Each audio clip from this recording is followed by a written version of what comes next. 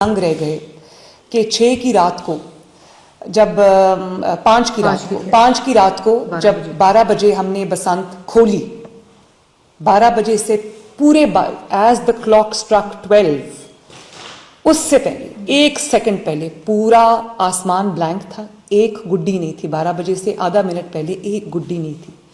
और जैसे ही घड़ी ने रात के 12 बजाए, एकदम लाहौरियों ने देखा कि फिजा में आसमान पे गुड्डियों की पतंगों की भरमार थी और लोगों ने एकदम जैसे स्विच ऑन कर दिया। और उसके बाद उन्होंने खूब हल्ला गुल्ला किया, खूब 3 दिन उन्होंने जश्न किया। और फिर रात को मुझे ये रिक्वेस्ट आई कि 12 बजे से इसको बढ़ा के टाइम को ज़्यादा कर दिया जाए, लेकिन क्योंकि पंजाब के अवाम ने, लाहौर के अवाम ने मुझे ये इत्मीनान दिया था कि वो SOPs को फॉलो कर रहे हैं, वो अपनी सेफ्टी की और अपनी सलामती का ख्याल कर रहे हैं, लॉ को फॉलो कर रहे हैं, तो मैंने फिर 5 बजे, आज सुबह 5 बजे तक मैंने उनका टाइम बढ़ा दिया। और जब 5 बजे फजर के बाद मैं सोई ये देख के कि अल्हम्दुलिल्लाह खैर खैरियत से जो है वो बसंत गुजर गई। और ये भी मैं आपको बता दूं, 5 बजे जैसे ही 5 बजे उसके बाद एक गुड्डी आसमान पे, एक पतंग आसमान पे नज़र नहीं आई। ये तो जो हमारे मिजाज को जानते हैं लोग बतौर कौम, उनके लिए तो ये एक कोई मोज़े से कम नहीं थी कि इतना ज़्यादा लॉ को फॉलो किया मेरे अवाम ने, पंजाब के अवाम ने। मुझे लगता है मैं अपनी फैमिली के बारे में बात कर रही हूँ।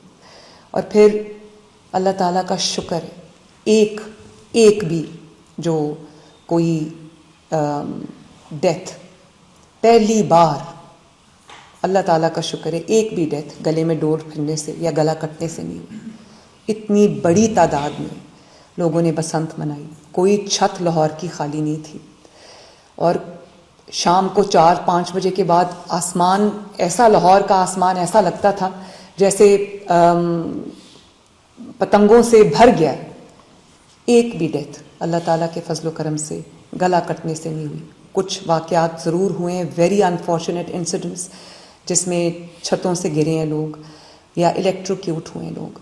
लेकिन अगर वहाँ पर भी गवर्नमेंट के तमाम SOPs को फॉलो किया जाता, जिसमें मैंने बार बार ये रिक्वेस्ट की थी कि आपकी छतें अगर महफूज नहीं हैं, अगर कोई कंक्रीट की दीवार नहीं बनी हुई, तो टेम्परेरीली अपनी छतों को महफूज बनाइए, उनको चारों तरफ से रॉड्स के साथ और वो जो नायलॉन की रोप्स होती हैं उनके साथ टाई करें और अपनी छत को सिक्योर करें।